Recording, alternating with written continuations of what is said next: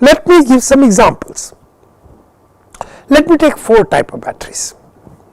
2 kilowatt hour battery, and I will not take into account temperature and usage pattern. I will assume whatever is given by the manufacturer, that it is giving 1200 cycles, I will use that, because otherwise it will vary from what temperature pattern that I use, what usage pattern that I use, but this gives you a kind of a ballpark figure.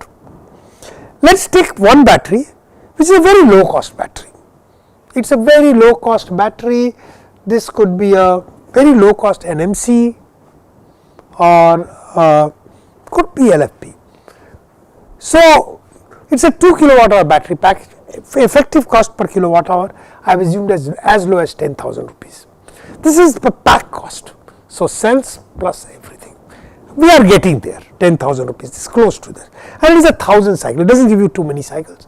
1000 cycles is already a high, and with 90% DOT, and let us assume it can do 1.5 times charge C rate.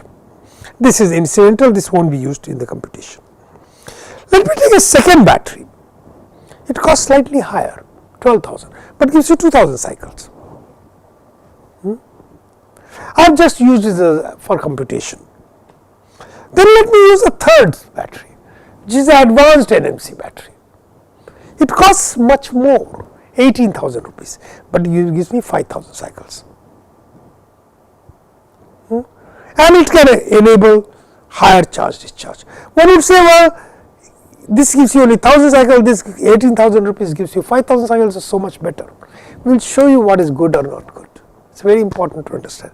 Battery 1, battery 2, battery 3, and we will also take one more battery where the cost is very high, 35,000 rupees, double of that 18,000, but it gives me 10,000 cycles. So, and it can of course give me higher charge discharge rate. So, which one should I use?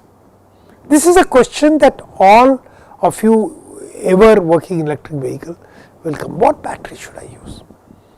And the numbers I have given, you can change the numbers. Let us do this computation. How will you do this computation?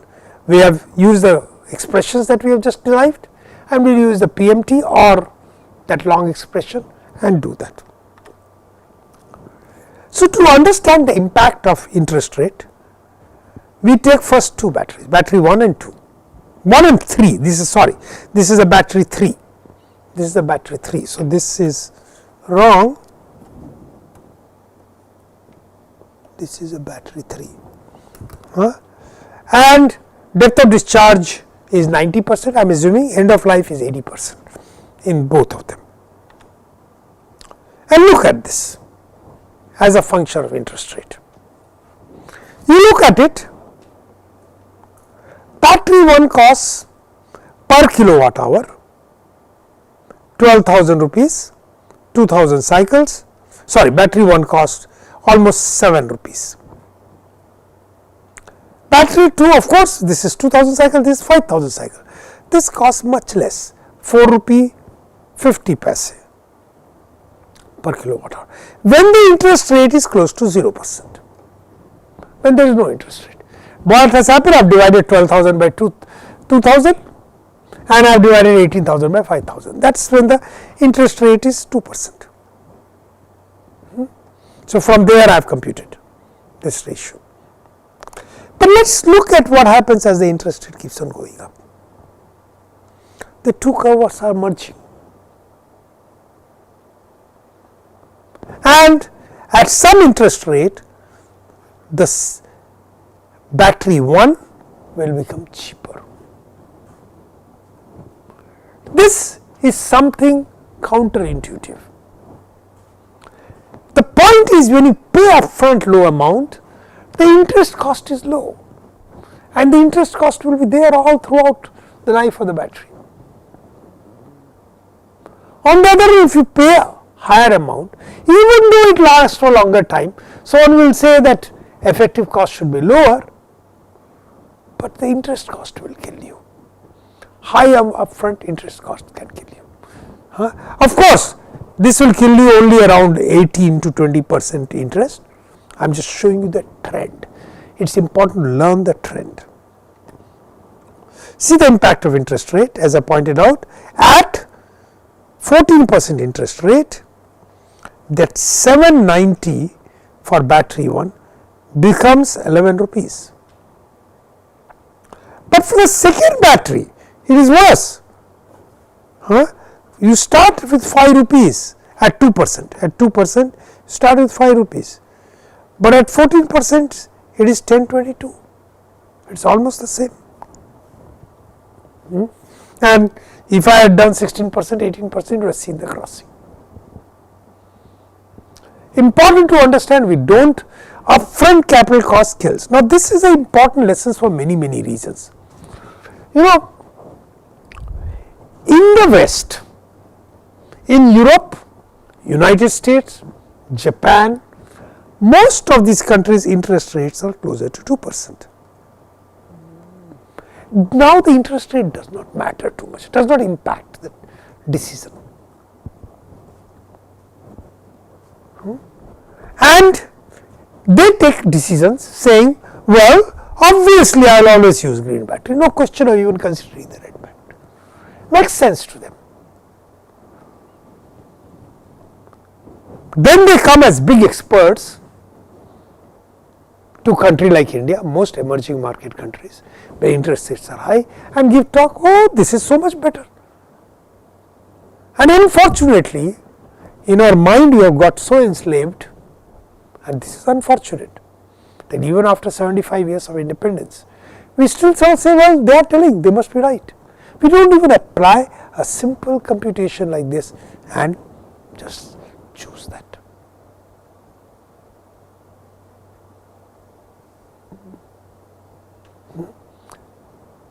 Basically, this is a common sense. If you are, and at least all of us educated persons should know that high interest rates are very damaging, and we need to take our own decisions based on our computation. But unfortunately, you go to Niti Aayog, you go to top people, you go to ministers, they don't understand this, or they don't want to apply. They are capable of understanding, they are very capable, but they don't apply their mind. So, this is the detail. Now, I take all the 4 batteries and I take 12% interest cost, and now I look at it, which battery is better, and I do the same usable life cycle, charge discharge, depth of discharge, end of life, and then I calculate battery cost per kilowatt hour. So, battery 1, though initially it cost me less, it at 12% interest rate is 14 rupees per kilowatt hour. Battery 2, which is slightly better, the more cycles, gives me 9 rupees. Battery 3 of course works out well. Battery 4 works out worse, though number of cycles are very large. Okay. And the cost is quite high. Even battery 3, which is lowest, is 7 rupees per kilowatt hour. Well, it is not really bad, because 7 rupees per kilowatt hour, you add to that, let us say 5 rupees for charge and discharge, electricity cost 12 rupees per kilowatt hour, and a 1 kilowatt hour will give you in a car 8 kilometers. So, you are talking about rupee 50 per kilowatt hour, including the cost of the battery. So, it is a very low compared to petrol cost. Petrol cost will be 10 rupees per kilowatt hour.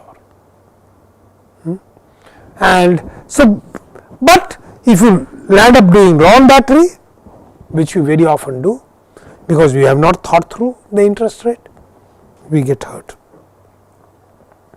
So, this is what I am talking about. LTO battery, which works out very well at 2% interest rate, does not work out well for us. This is an important lesson, and we will discuss this in greater detail when we talk about large battery for the grid. Note that battery cost does not include the cost of electricity, which you will have to add. As we will see in next, interest rates makes huge difference. So, battery usage cost depends not just on capital cost of the battery, but also effective life cycle and heavily on interest rate. Now, this example I have not shown you as bad. Later on I will show you it gets very bad. But the computation method will be the same. Battery usage cost helps us compare different batteries with different capital cost and life cycle given an interest rate. Interest rate difference between the West and India yields very different result. This is I am repeatedly emphasizing that because the interest rate is 2 to 3%, there interest rates are very high. This is something that we don't forget, and our decision should be based on our interest rates. Some uncertainty in life cycles in actual usage condition further complicates. The actual usage cycles will be less. Enhancing life cycle, reducing capital cost, more important in India to make the EV affordable. This is what I am giving as a small module which will finish the battery cost. Of course, we will talk about charging batteries briefly, but this is very brief. So, what I will do is that now I am going to switch over and discuss the next chapter, the charging.